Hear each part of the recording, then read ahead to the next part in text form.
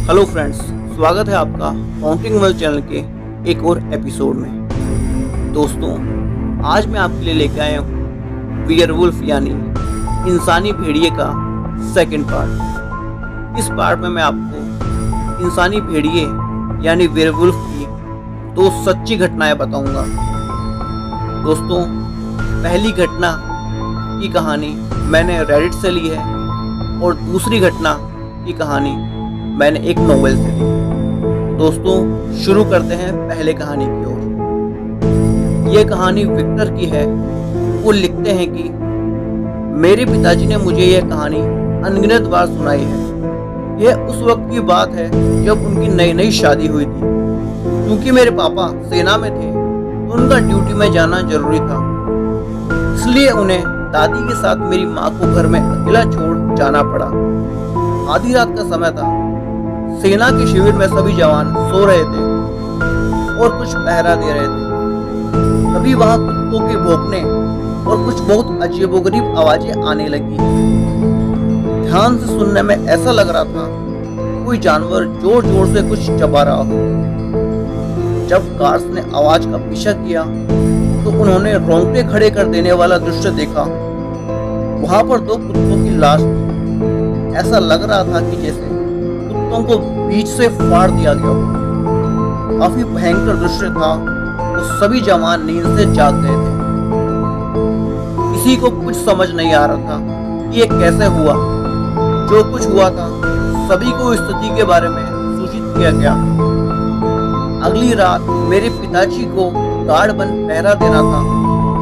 वे दो आधे खाए कुत्तों की लाश देखने से और सावधान थे। रात के करीब 1 बजे जब मेरे पिताजी पहरा दे रहे थे, उन्हें एक अजीबोगरीब आवाज सुनाई दी। जब वे आवाज की तरफ गए तो उन्होंने वहां काले रंग का जानवर दिखा जो उनकी तरफ ही आ रहा था। जब वह जानवर पास आया तो उसे देखकर मेरे पिताजी अंदर तक कांप गए। वो दिखने में तो भेड़िया था, परंतु एक आम भेड़िए से 3 गुना ज्यादा बड़ा था। उसकी भयानक चमकीली आंखें और मुंह खून से सना था। वो अपनी खोखली आंखों से मेरे पिताजी को घूर रहा था। पिताजी के पास उस वक्त AK-47 थी। उन्होंने उसे लिया और उस पर निशाना लगा दिया, लेकिन वह गोली से बच गया और पिताजी पर घुर्राने लगा। तभी बाकी के जवान भी गोली की आवाज सुनकर आ गए। वे उस भेड़िए को चारों तरफ से घेर लिए, लेकिन वह हमारे ऊपर से छलांग लगाकर 20 फीट दूर कूद गया और भाग गया। उसके बाद दिन में उसकी बहुत तलाश की गई, लेकिन वह कहीं नहीं दिखा। मेरे पिताजी का शिविर कुछ दिन बाद दूसरी जगह हो गया, परंतु उसके बाद से वहां भेड़िए यानी वियरवुल्फ की कई घटनाएं सामने आने लगी। दोस्तों, अब दूसरी कहानी पर आते हैं। ये कहानी एक मानव भेड़िए के अभिश्राप के बारे में है। कहानी की शुरुआत आयरलैंड के एक गांव के एक पुजारी से होती है। यह गांव अच्छी खासी हालत में था और पुजारी अपने चर्च के काम से पास ही के एक शहर में जा रहा था। उस शहर तक पहुंचने से पहले पुजारी को एक लंबी यात्रा तय करनी थी और रास्ता भी काफी उबड़ खाबड़ था, जिस कारण से रात भी हो गई थी। और इस कारण उस पुजारी को रात में एक घने जंगल में कैंप लगाना पड़ा। दोस्तों, इस जंगल को एक हॉन्टेड जंगल माना जाता था। रात में उस पुजारी ने अपने टेंट के बाहर किसी के हाथ को देखा जो उसके टेंट को खरोच रहा था। जब वो जांच के लिए बाहर निकले तो उन पर एक भेड़िए ने हमला कर दिया। उस भेड़िए ने उन्हें गंभीर रूप से घायल कर दिया था और उन्हें कई जगह पर काट भी लिया था। जैसे ही उस पुजारी को लगा कि भेड़िया बस उसे मारने ही वाला था कि तभी उस पुजारी के गले में जो क्रॉस था उसे देखकर उस भेड़िया ने अचानक से हमला बंद कर दिया और वो भेड़िया अपनी जगह पर खड़ा होकर पुजारी की आंखों में देख रहा था। फिर थोड़ी देर बाद वो भेड़िया उस पुजारी को वहीं अधमरा छोड़कर वहां से भाग गया। उस पुजारी के गांव से काफी खून बह रहा था। अगले दिन वह रेंगते हुए अपने गांव में वापस आ गए। एक लोकल डॉक्टर ने उन्हें देखा और उन्हें अपने क्लिनिक में ले गया, जहां उनका सही से इलाज हुआ और उनके घाव भी जल्दी ही भर गए और थोड़े ही दिनों में वो ठीक होकर अपने काम पर वापस आ गए। पुजारी फिर से सक्रिय हो गए और पहले से भी ज्यादा जोश के साथ अपने काम को करने में लग गए। उन्होंने गांव के लोगों को इंस्पायर किया और एक नया चर्च बनवाने में उनकी सहायता की। उनके फॉलोअर भी उनमें विश्वास मजबूत हो गया और हर दिन उनके चर्च में लोगों की भीड़ आने लगी। लेकिन गांव में अभी भी समस्या थी। हर पूर्णिमा की रात गांव में कोई न कोई मृत पाया जाता था या फिर रहस्यमय परिस्थितियों में लापता हो जाता था। लोगों ने कहा कि उन्होंने रात के समय एक प्राणी को गांव से भागते देखा था।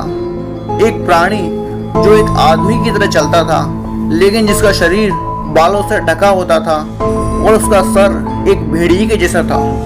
गांव में एक श्राप के ऊपर चर्चा की जाती थी और कई लोग मानते थे कि उन्हें एक मानव भेड़िया देख रहा है और उन्हें एक एक करके मार रहा है। कई लोग तो इसे एक श्राप से भी जोड़ने लगे थे कि यह श्राप भगवान ने उन्हें दिया है। पुजारी आश्चर्य करने लगा कि भगवान ने इन भयानक हत्याओं के साथ हमारे गांव को क्यों श्राप दिया। ऐसा लग रहा था मानो मौत और विनाश का कोई अंत नहीं है। एक रात पूर्णिमा के समय गांव के लोगों ने फैसला किया कि उन्हें एक बार और सभी के लिए अपने गांव को बर्बाद करने वाले वेयरवुल्फ को पकड़ना और मार डालना होगा। वे गांव की सबसे खूबसूरत लड़की को एक पेड़ से बांधकर जाल बिछाते हैं। उस लड़की का इस्तेमाल वो लोग वेयरवुल्फ को लुभाने के लिए करना चाहते थे। ऊपर पेड़ की शाखाओं में उन्होंने भेड़िए को पकड़ने के लिए एक जाल बनाया। फिर वो झाड़ियों में छिप गए और उस भेड़िए का इंतजार करने लगे। जल्द ही उन्होंने जंगल में से एक भयानक गुर्राने की आवाज सुनी और अचानक वो भेड़िया दिखाई दिया। जैसे ही वह भेड़िया उस घबराई हुई जवान लड़की की ओर बढ़ा, गांव के लोगों ने पेड़ से बंधी रस्सियों को काट दिया और एक विशाल पिंजरा भेड़िए के ऊपर गिर गया, जिससे वो लोहे की भारी सलाखों के अंदर फंस गया। गांव वालों ने अपने छिपने के स्थानों से निकलकर भेड़िए के दिल को छेदते हुए उसके शरीर में लंबे लंबे भाले डाल दिए, जिससे वो भेड़िया पिंजरे के फर्श पर गिर गया। लोगों ने उसके बालों वाले शरीर को देखा और वह शरीर बदलने लगा। धीरे धीरे वो भेड़िया इंसान में परिवर्तित होने लगा, क्योंकि उसके शरीर से आत्मा निकल गई। सामने अब एक भेड़िए के बजाय एक मरा हुआ इंसान था। गांव के लोग अपने घुटनों के बल गिर गए और रोने लगे जब उन्हें महसूस हुआ कि अपने प्रिय पुजारी की उन्होंने हत्या कर दी है। दोस्तों, ये कहानी बिल्कुल सच्ची है। दोस्तों, आपने स्टीफन किंग का नाम तो सुना ही होगा। तो स्टीफन किंग ने इस कहानी से प्रभावित होकर एक नॉवेल लिखी थी जिसका नाम साइकिल ऑफ द वेयरवुल्फ था। मैंने भी ये कहानी वहीं से ली है। आई होप आपको वेयरवुल्फ यानी इंसानी भेड़िए की ये कहानियाँ पसंद आएगी। दोस्तों, प्लीज़ लाइक एंड सब्सक्राइब कीजिए और देखते रहिए हॉन्टिंग वर्ल्ड।